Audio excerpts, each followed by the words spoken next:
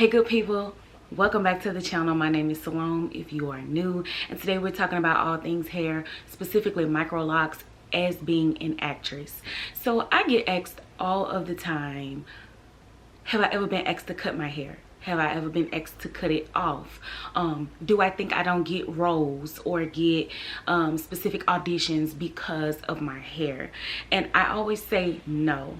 I've still had auditions. I've still had opportunities.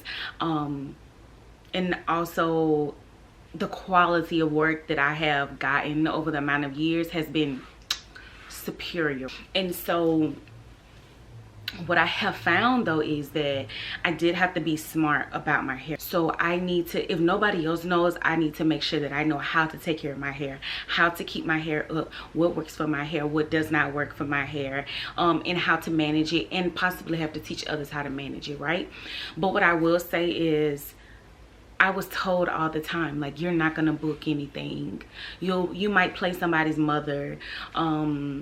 Your opportunities will be very limited because of your hair, on top of you being a plus size girl as well. Like, you're not gonna, it's gonna be really hard for you. Well, that has been nothing but a lie, you know, at least for me. Everybody's journey is different. I would say, like, as a black woman, hair is always the elephant in the room wherever you are, right? And so I kind of already had that feeling in the pit of my stomach that my hair would always be the elephant in the room. But honestly, I've been blessed for people to be like, oh, do you want to just wear your real hair? And I'm like, yeah, I would love to, actually. And so that's how my journey has been. And I would say it has not always been like that, because the industry has been changing over time. People are learning, people are educating themselves. And so, you know, it has not always been like that. And in some instances, it still can be like that. Now, when I did this second set of locks though, I said to myself, okay, Salome, you know that you are an actor. You know you are a singer and a dancer. You know you work in theater.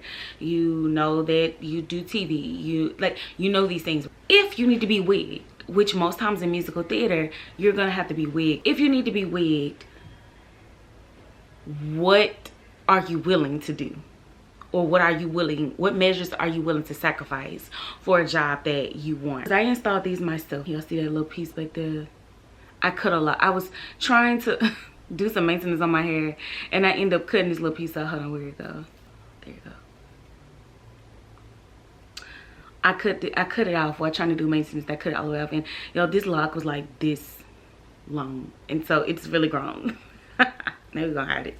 I was like, okay, you don't need to do them too big, because you do have to be wigged at times. And when you have a lot of hair, just when you have a lot of hair, period. But then when you have to add when you're adding locks, and my hair is so thick, as you can see, my hair is so thick, you do have to be mindful of it, because you are in a profession that requires you to dress up as other people. I said, okay, don't do them too big, and you probably at some point you have to be okay with cutting your hair. I don't have a problem with that. But for me, I decided that this is probably the longest I will let it get right now.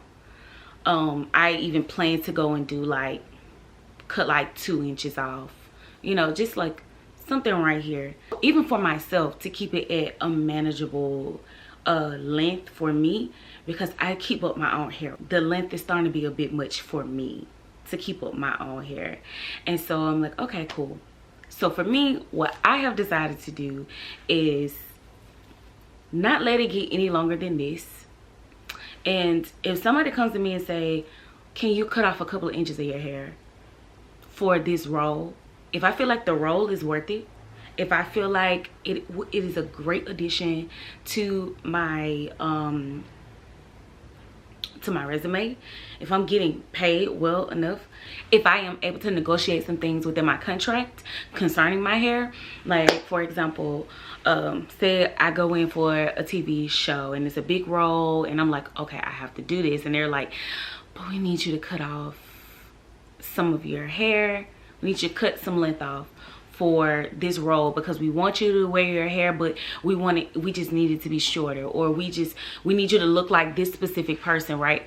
if they come to me and say, I actually don't have a problem with that. Some people might, but personally for me, I don't have a problem with that. So when I installed my locks, I installed my locks knowing that I do not have a problem with cutting length off of my hair. Now, I'm not cutting my hair off. I will not cut my hair off for anything or anybody unless I personally want to cut my hair off. In about 20 or 30 years, I might say, all right, cool, I'm gonna cut my locks off. And I want my style to be a short, because I've never rocked like a short blonde style, like something like in that nature. Like, I've never done it before, and that's something that I really would like to do with my hair. I've never worn color, and I've never worn a perm, and I've never worn my hair short, right? So that is something that is the style that I am going to go to once, whatever day I decide that I am tired of my locks and I don't want them anymore. Now, another thing when it comes to the locks, right, is that you need to figure out what your wig prep is gonna be. I'm gonna post like a little video of what my wig prep is.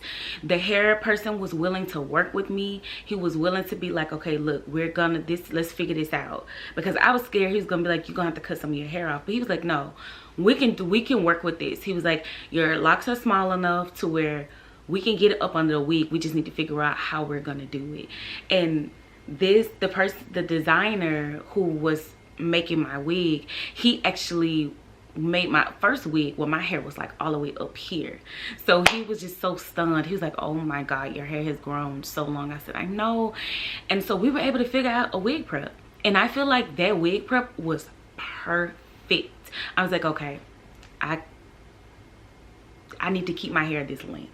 And I'm also thinking about the health of my hair.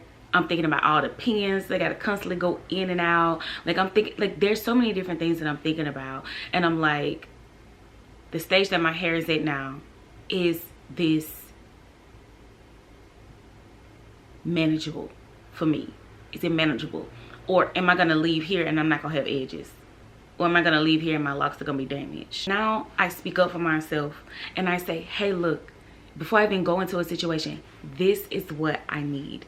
This is what is going to help me and you be successful. The industry has gotten much better when it comes to Black women's hair. We still have a ways to go. But I have to say, I am seeing improvement of people coming in and being like, okay, you have sister locks or micro locks. Okay, so like, what do you need? Do you need a spray bottle so you can keep your hair, keep the hydration in your hair? What oils do you use for your scalp? Like, what? And I'm like, okay, thank you. I mean, we can't expect, I don't expect people to be perfect, but I do expect people to try. Because we have Google, we have ChatGPT, we have YouTube, we have TikTok, we have so many things now, right? There's no reason for you not to have some kind of information. This is my job. I do still have to be professional, but it has been a job for me to learn how to be professional and stern, and also speak up for myself all at once, right? So when designers begin to start reaching out to me about my hair, when they begin to reach out to me about the things that I'm gonna need to be successful in the show behind the scenes, I literally have a list now. I have a Word document that I type up and I send it over to them. That way when we get there, we don't have to figure it out. You don't have to, well, I thought, you don't, because I told you already, right? I send links, I send specifics. I mean, I get down to the very detail. I get down to the very detail of it. That way there's no questioning. I send pictures. I even send pictures of like the scrunchies that I'm gonna need for my hair, the type of bands that I use in my hair. Like, y'all, I'm not playing. Because if you don't tell them, you can't just expect them to know. Maintenance. So all of the contracts will be different depending on what show you're doing, whether it's TV, Broadway, off-Broadway, or regional theater. Like, contracts vary. It's always important to me that I know what the budget is for hair. What a theater might say to me is, or a wig designer might say, this is the budget. And so you can either go get your hair done, bring us the receipt. When I say get it done, like re-tighten it up, right? You can go get it washed, tightened. Sometimes I even get detoxes depending on what the budget is. And I have to get the receipt. I give it back to the wig designer. I get reimbursed. Sometimes, which is what I prefer, which is what I usually do, I'll say, hey, I keep up my own hair. This is what I charge. I try to charge just a little bit cheaper than what somebody outside would charge. Just so they can be like, oh, well, she is cheaper. You know, so like, cause it's expensive. Micro locks, sister locks, like, it's expensive. The maintenance is not cheap. I have another document for that as well, right? So I have a document where, it's the train, but I have another document where just for hair, and I say that this is my price and this is why this is my price, right? And then I'll also include surrounding shops, surrounding locticians, and I'll include their prices and their websites so that they can see that I'm not just telling them something, but I actually really am the best choice for you to pay me instead of sending me out. Or sometimes a theater might say, you know what we're gonna do, we just hire somebody, because maybe you're in a show, like I've been in a show where multiple of us either had locks, we had braids, or they wanted some people's natural hair up, like the guys, they wanted their natural hair to be braided down as well, and so they would hire a specific loctician to come in who knew how to do locks and who knew how to do braids and get everybody's hair done. And so they would just be the person hired for that contract to keep everybody's hair up. Those are the different scenarios that I have come across and that I have seen. But most of the time, like even when I went in for this show that I'm doing now for Little Shop, he was like, ooh, do you want to just wear your real hair? And I'm like, ooh, yes. Because also when I wear my real hair, I can manipulate it more. If I have to put it up under a wig, that means I have to keep it straight. Notice you have not seen my hair curled at all, because I can't. Because when they did the wig fitting on me, I did the wig fitting with my hair straight. If I do curls, it's gonna add more volume. The wig might not fit. We tried that. That was not gonna work because there are two different hair looks in the show, right? And so that second hair look, there's no way my hair could have been done like that in a very, very short amount of time, because I think that quick change is like a minute and 30 seconds or something like that, probably a little shorter actually. So we have to really move in. All three of those girls at that time have to get changed, fully changed, and get back on stage, right? So I will say that I am seeing a willingness for people to want to work with hair, and I'm also still seeing some people who just don't know anything about it, and they just think that you can just do whatever. And it's like, yeah, no, you can't. I think that if I ever, or when, we're gonna speak it. We gonna speak it in Jesus' name. But when I do get my huge TV role, if they're like, hey, we need you to cut your hair, we need you to cut some length off of the hair. I'm trying to be specific, because cutting my hair off and cutting length off is two different things. But we want you to cut some length off of your hair, and I would have to negotiate, like, how much do you want cut off? And depending on how much you want cut off, if it's a lot, are you going to pay for me to possibly get them reattached if I want them reattached? Right? So, you know, like, these are all the different things that you can think of. And I'm sharing this information